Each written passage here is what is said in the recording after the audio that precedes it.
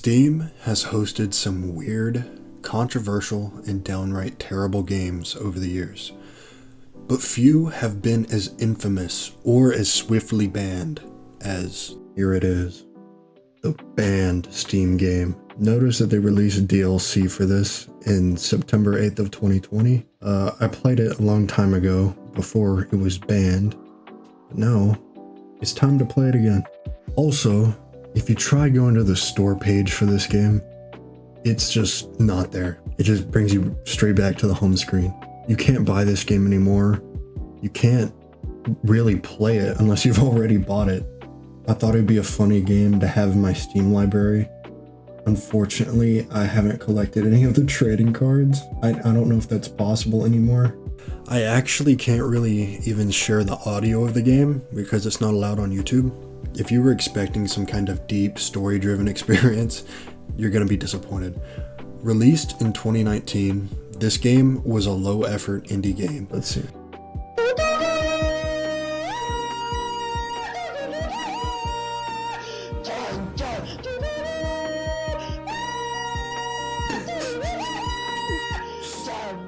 Two things that clearly don't belong together. The actual gameplay, pretty much non-existent. I appreciate the music. I mean, the main screen music, not the music that's in the game. It featured clunky movement, repetitive shooting mechanics, and low-quality assets that looked like they were pulled from a Unity asset store sale. And of course, scattered throughout were suggestive images, which seemed to be the only reason people were even looking at the game in the first place. Despite, or maybe because of, its absurd premise, this game got attention. Some players were curious, others bought it for the memes, and a handful were just looking for a cheap way to boost their Steam achievement count. But it didn't take long before the game ran into trouble. Soon after its release, Steam users started reporting the game, calling out its poor quality, offensive themes, and blatant attempt to cash in on controversy. Valve took action, and within weeks, the game was banned from Steam, completely removed from the store. But why? Valve is known for having a relatively hands-off approach when it comes to allowing games on Steam. But even they have limits.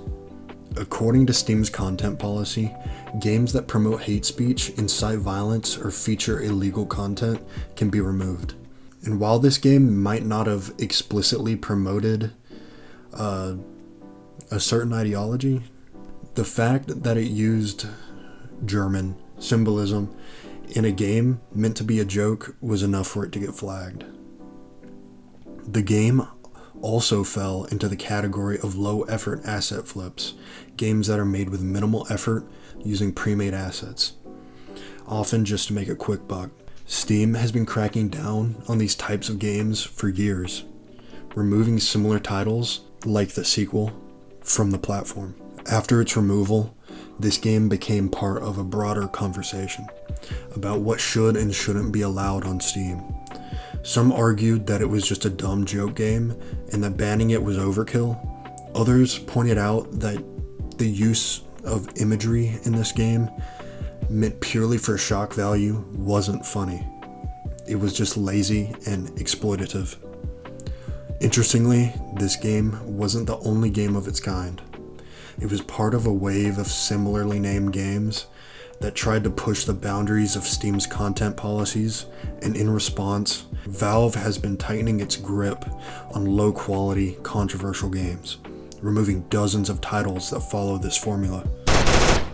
What? So that's the end? That's actually the end. There's no, end screen or nothing. It's just this. I guess we did it, boys. We did it. We killed the big bad guy. And now we're surrounded by the enemy. They're closing in. At the end of the day, this game wasn't just a bad game. It was a game that existed for the sole purpose of being provocative.